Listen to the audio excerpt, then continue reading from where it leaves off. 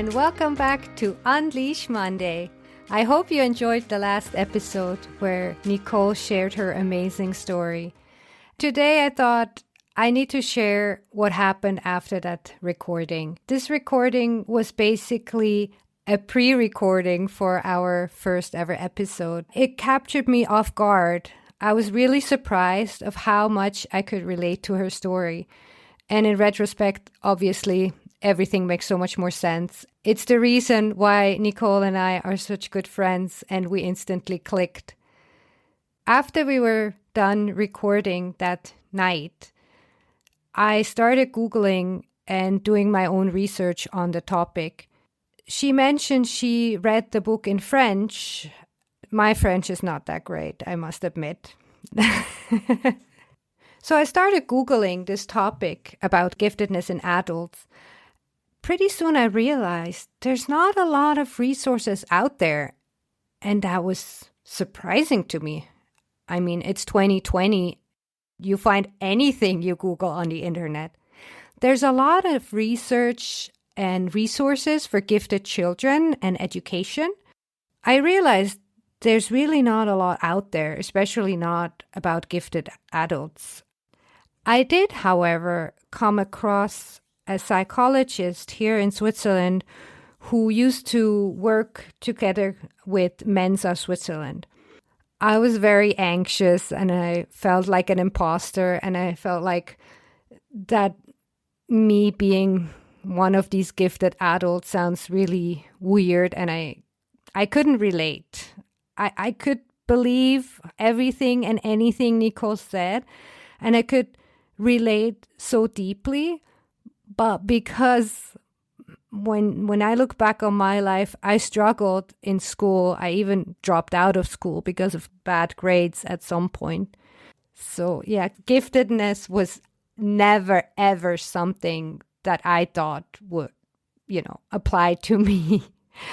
And I could just hear my parents' voice in my head thinking, what the hell is going on now? So I reached out to this psychologist in Zurich and asked her if she would do an evaluation. And we scheduled a meeting for the following Monday. So I had a whole weekend with my thoughts and with this new kind of, it wasn't yet a finding, it's very hard to describe what it was. It was something that makes a lot of sense, but doesn't, could be true, but how can it? The more I Googled, even though, as I said, there wasn't a lot out there for adults, but when you read how kids suffer in school and how they are identified, I could relate. I could so much relate, and looking back on my school years, I did feel misunderstood a lot of the times. So that weekend couldn't pass fast enough because I just wanted clarity. I needed somebody to tell me, yes, you are or you aren't, but I needed clarity. It was very emotional. It's hard to describe, but again, I could really relate to what Nicole was saying, how she read that book and she was just crying because she started relating to that person immensely. And I felt the same. Even though I didn't have a lot of resources, it was just bits and pieces from from the internet. But the more I dug, the more I Googled, the more I watched YouTube videos, the more this made more sense. But again, I just felt this cannot be true. This cannot be me. I'm not the mass with, I have self-diagnosed dyslexia. I struggled my whole life with. I had to come up with strategy to hide this. I use a lot of synonyms when I write, either in German or English or in any language, because I just don't know how to write them, even though I know the words and probably wrote them a couple of times or even 100 times, and sometimes I still don't know. So that weekend was very emotional. I cried a lot. It wasn't a sad cry. I wasn't sad or disappointed that I didn't know earlier. I was just somehow relieved that there might be an explanation. Somehow shocked for the first time, having this realization that what I always thought was like wrong with me, what are character flaws, is actually not my own fault. And this makes me again emotional. It's not me. It's not that I choose to be this way. It's not that I don't fit in this world. It's just because I'm different. And it was very, very emotional. Whew, I didn't expect that. So, yeah, Monday couldn't come fast enough. Finally, I got a chance to talk to the psychologist. We had an hour on Zoom, and she just listened for the majority of the time. And I actually prepared a list why I thought, I could be one of those people. I had to kind of justify myself. So I was like, okay, I could relate to this, what Nicole said, and I could relate to that. And this is how I feel. So I made this whole list because I just felt like otherwise I sound crazy. She listened. She was very patient. She listened. She asked a few questions about my upbringing, about my school. Not too much. I just felt like I talked for an hour, and at the end of the hour, she said, like, yeah, for me, it's very clear. You're one of them. So it was kind of a surprise, and I hung up, and I was relieved that I didn't seem to be an imposter. And then I was like, oh, but how does she know? Like, I don't have a test. I don't have a score. How can she be so sure?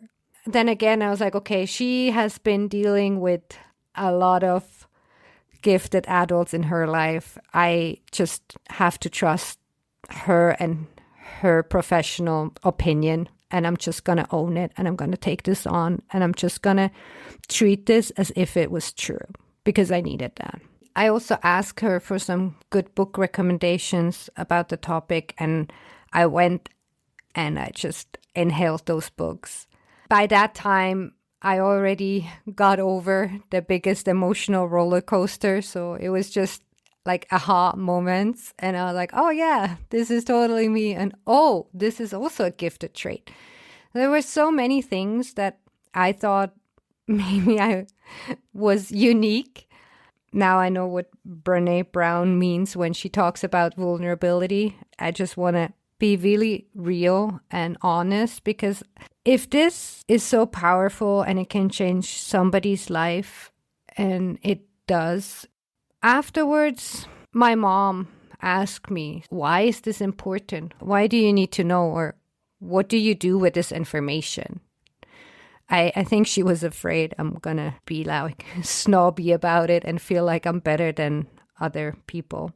But this is not it. As Nicole said, this is really being like a zebra and not a horse. It's not better or worse. It's simply different. And when you don't know, you just think you need to fit in with the horses, but you can't.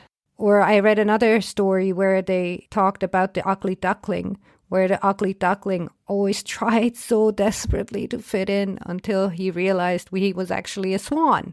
This is a little bit how I felt. I had so many obstacles, limitations, and it's really this inner experience, right? As a kid, you feel everybody has to deal with things. Everybody struggles, but everybody struggles apparently a little bit different. So I had really difficulties like learning things by heart. I can grasp a concept, but I cannot recite a poem. I cannot do math in my brain. Give me a calculator and I do you all the integrals and everything. I love reading. I think I have a lot of vocabulary. I love to talk. I love to read. I cannot write. And this is the reason why I want to do a podcast. I'm not a blogger. I cannot write. And I read so slowly. So I love listening to podcasts, and I can listen to things double the speed. But don't make me read double the speed. I cannot. Going to university was difficult. You have to read a lot. And when it takes you twice the time to read the things that other people read, double the speed, you won't be able to finish all the books in time before the exam comes. So you need to develop some exam strategies. There was one exam I did not have time to study for. I knew it was multiple choice. And at poker, it was simply a game of luck. So, yeah, and I passed because I'm good at taking tests. Somehow I can see through the tests, and I was able to pass that difficult exam.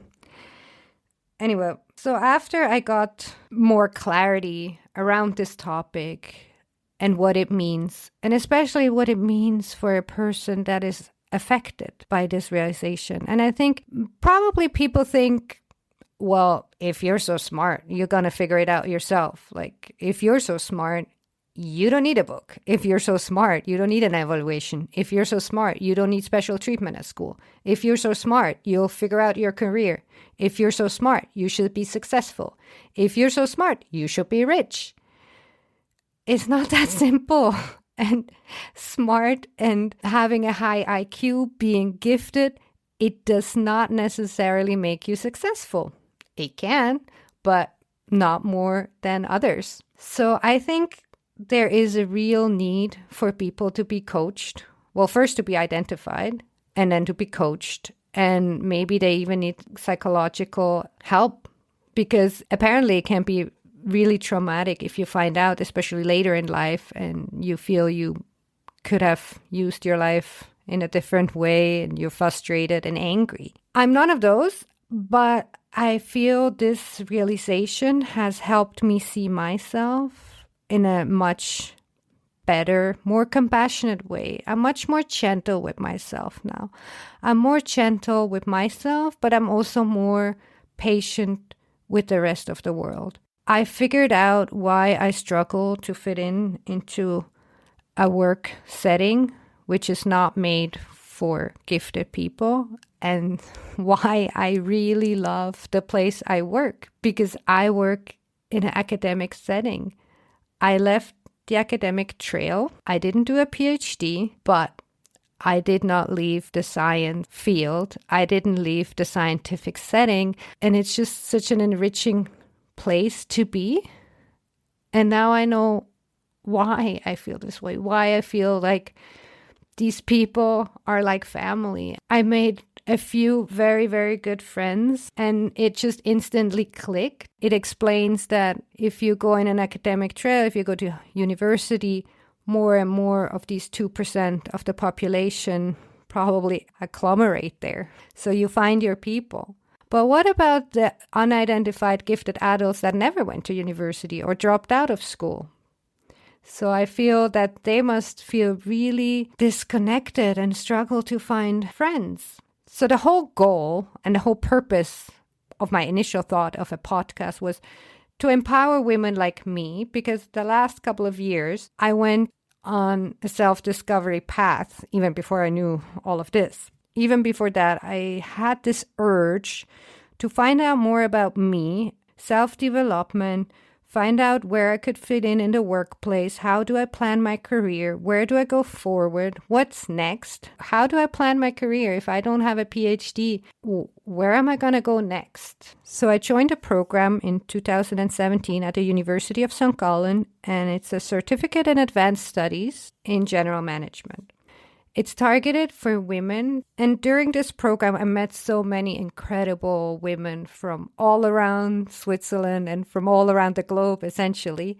One day, my friend from that program, she called me and she's like, Nadia, I'm doing this awesome program. It's Women Mentoring Women. And they did this first cohort in Zurich, and they're now launching in Basel. You need to join. So I joined this program, and it's amazing. So it's called Thrive with Mentoring. It's Women Mentoring Women. And through this program, again, I got into contact with a lot of different women from all ages, all career backgrounds. It was amazing. And I learned a lot about coaching, Strengths Finder, how to prepare for interviews, all the resources there are for professional women, other professional networks, Impact Hub. There's so much out there. And I just was like, wow, like my friends that are in academia and never set a foot outside, they need to know. I mean, of course, everybody Googles, everybody has Facebook, but the internet only shows you what you look for, right? So if you don't know that these resources are out there, you will never find it. So I thought, okay, I like to network. I like to meet new people. I like to gather information. I like to learn new things. So why not get all of this information together and start a podcast and share all of this amazing information with resources for women that is out there? So I finally had the courage to start this. I asked Nicole if she will be my first guest on the podcast with her amazing story. So when Nicole came on to the show, I had no clue that this is going to take that turn. And now I'm sitting here knowing what I know now, knowing that there's 2% of the population are gifted. They struggle with the world. They struggle fitting in. They don't know why, but their brains are wired differently. They try to fit in. They get probably frustrated. They don't know what's wrong with them, but actually nothing's wrong with them. Maybe they need a Nicole. Maybe they need somebody to tell them, hey, maybe it's not you. Maybe the world is just not made for us. Maybe you're one of us. And once you have this knowledge, it's powerful. So I want to use this podcast to spread the message, to start a dialogue, to talk about what is giftedness, what does it mean, talk to the scientists, talk to the researchers, talk to people in education, talk to the people that are affected, people that are identified, people that may have known for a while, people that just recently found out, people from all sorts of backgrounds, all ages, also with different career paths. Wouldn't it be amazing to bring everybody together and create a community around this topic? And start collecting resources, giving these people a voice. And if there's other people like me out there who seek knowledge, who seek information, who love books and personal development, so we can bring in all other guests. Together we can really find a way to live and thrive and spread the word and change one life at a time. That's my goal. So if you can relate with just one single thing I said, please subscribe. Please come back. I would really love to hear from you. You find a website on unleashmonday.com. You can also leave a comment there. There's also an Instagram account at unleash.monday. So please come start a conversation, write a DM, come and engage, say hi. I really would love to hear who you are, who's listening. And if you identify, if you know you're gifted, if you're working in the gifted field, please come, speak up. And if you're somebody that works in this field, has more experience than me, please reach out. I would love to have you on the show. I'm just starting out